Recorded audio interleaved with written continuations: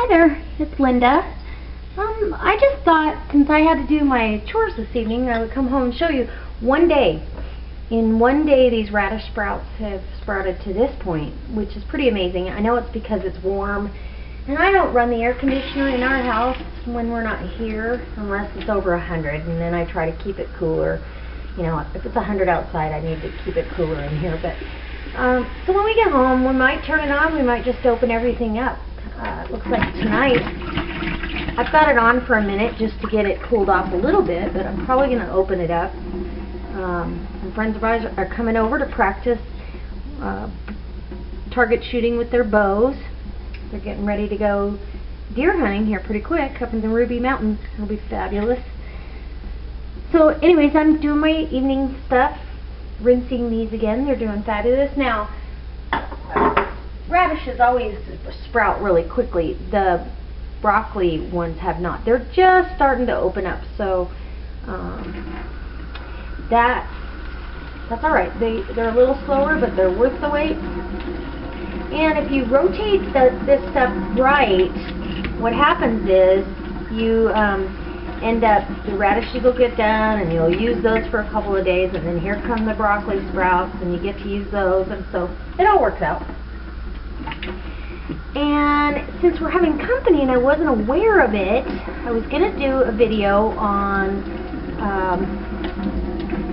I barbecue pizza quite often, and so I was going to do the dough and the barbecuing process, but I don't know that I want to do YouTube videos with company, so I think I'll probably pass on that. And so tonight, I'm going to let that, let's see, set this in here. Tonight we're going to have something out of my food storage because I hadn't planned on having company. So sometimes life happens, and that's okay. Because when this stuff happens, I have an answer.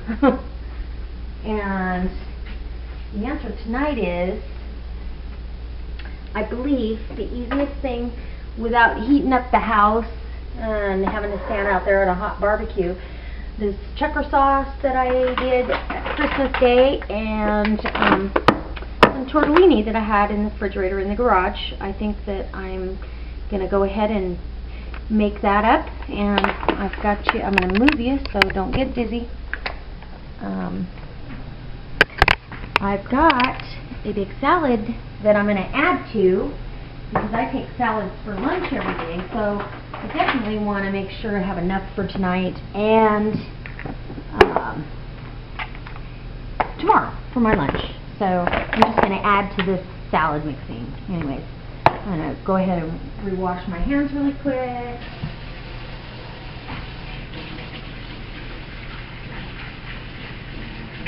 So it's been hot here. I know around the country it's been scorching hot, and I feel bad for everyone that's in that heat element. I just, it's hard for anybody to get any relief. So we're all praying for you guys, that you get some relief, and that it gets maybe some rain down there in Texas would be nice. So that's probably going to be annoying. You know, I didn't buy any big carrots this week. I bought the bag of organic peeled carrots, so they're a little harder to get the grate on, but it's okay. This grater, it's so funny. I always want a nice big fancy one, but I always use this one. It's about 30 years old. Maybe even older, I don't know. Could have been somebody else had it before me, which makes it awesome. Oh, and today, hopefully this works out. I have a ad post when Craigslist, certain things that I might be looking for that I can't really afford brand new, or I just don't want to spend that money on brand new. I'd rather recycle. I got all those canning jars in my one of my previous videos, showed you all those 30 cases of canning jars for $50. And so I've been patiently waiting. I put an ad on for a solar oven. And so far, all that's come up, apparently solar ovens and fifth wheels, travel trailers, and motorhomes must be spelled alike, because that's all that comes up. Well, today I clicked on it to clear it out, and lo and behold, there was a custom-made solar oven. And I've researched online. Solar ovens tend to run about $200 new. I don't think they're very big size-wise. I can't remember the measurements. I know I've looked. It seemed like they were kind of small, and I was worried, oh, do I have a Dutch oven that's going to be the perfect fit, which I probably do because I have a lot of cast iron. And so anyways, this one's custom made, and it's the size of a normal oven. And here in Nevada, we have 340 days of sunshine. So even in the winter time, I would be able to utilize that and be off the natural gas. So I'm really excited. The only drawback is it's quite a ways from me, and I have to work 10 and a half hours tomorrow, 11 by the time I get home. And I also, Sunday we're having our house painted, and I need to be able to be here to move the chickens around, and so I can't do it. And they're actually moving on Monday.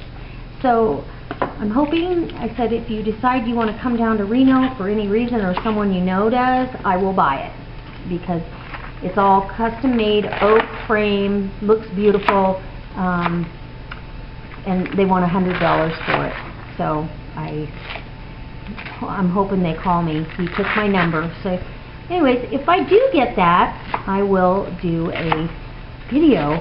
I love seeing the videos of the solar cooking, and I actually saw that you could make a makeshift solar oven with, you know, the car visors, the metallic car visors, and I did it. And I cooked today in a little cast iron skillet. Now, would I want to have to do that? No. Because when the wind was blowing, it was flopping it over, and so you'd have to really set it up right. But it's called a funnel oven, and I did do it, and so I can say I did it. But anyhow, I'm hoping. So if I end up with that oven, I will I'll share some of that knowledge and information, because it'll be a learning curve and process for me as well, and maybe it'll encourage some of you to go ahead and think about that. I know a lot of people that do have them, and gosh, when it's this hot, and even in the winter time, you know, your power bill already is so high. I mean, I notice at Christmas time, because of the